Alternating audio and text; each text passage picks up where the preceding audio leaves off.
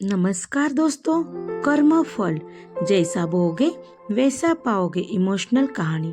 एक गांव में एक किसान रहता था जिसका जीवन साधारण था, लेकिन उसकी जिंदगी में एक उलझन भी थी। उसकी दो पत्नियां थी और दोनों से उसे एक एक बेटा था।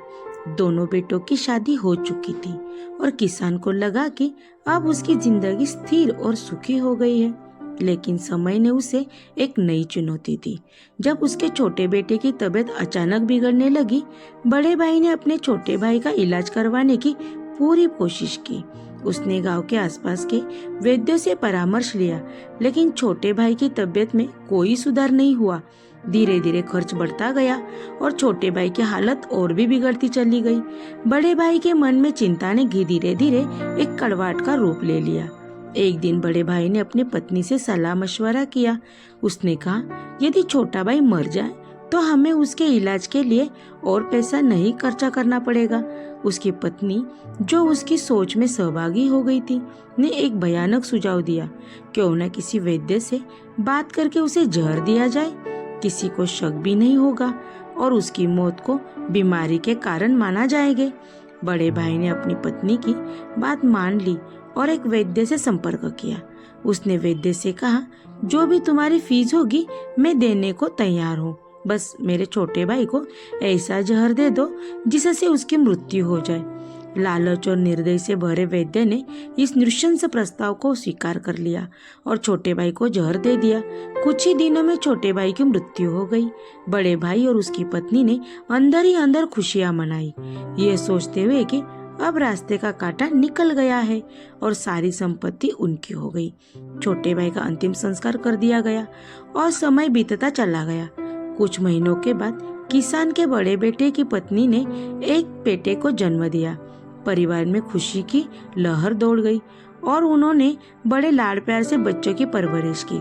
समय के साथ लड़का जवान हो गया और उसकी शादी भी धूमधाम से कर दी। लेकिन खुशी के ये दिन अधिक समय तक नहीं टिक सके। शादी के कुछ ही समय बाद बड़े बेटे की तबीयत अचानक बिगड़ने लगी। उसके माता पिता ने उसके इलाज के लिए हर संभव कोशिश की। कई वैद्यों से परामर्श लिया गया और जो भी पैसा मांगा दिया गया। वे दोनों को तैयार थे। अपने बेटे की जान बचाने के लिए उन्होंने अपनी आधी संपत्ति तक बेच दी। लेकिन उसका स्वास्थ्य लगातार बिगड़ता गया। अब वह मौत के दरवाजे पर खड़ा था। शरीर इतना कमजोर हो चुका था कि उसकी हालत देखकर दिल दहलता उठता था। एक दिन वह लड़का अपने चारपाई पर लेटा हुआ था और उसका पिता उसे दुख भरी नजरों से देख रहा था।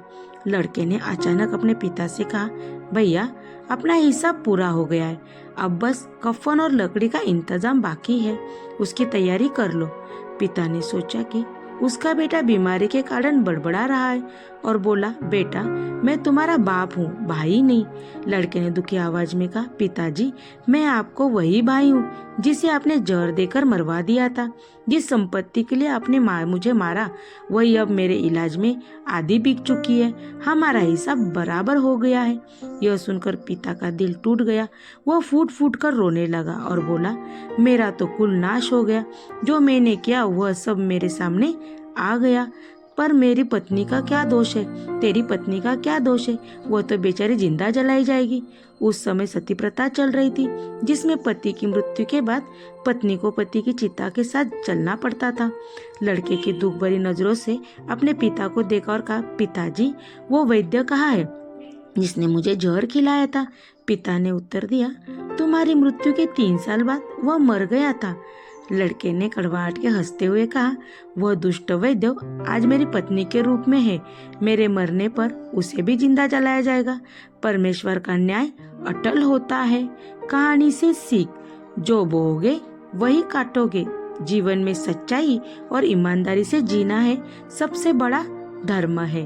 Thank you. कहानी कैसी लगी कमेंट बॉक्स में कमेंट करके बताइए। चैनल पे नए हो तो चैनल को सब्सक्राइब कीजिए।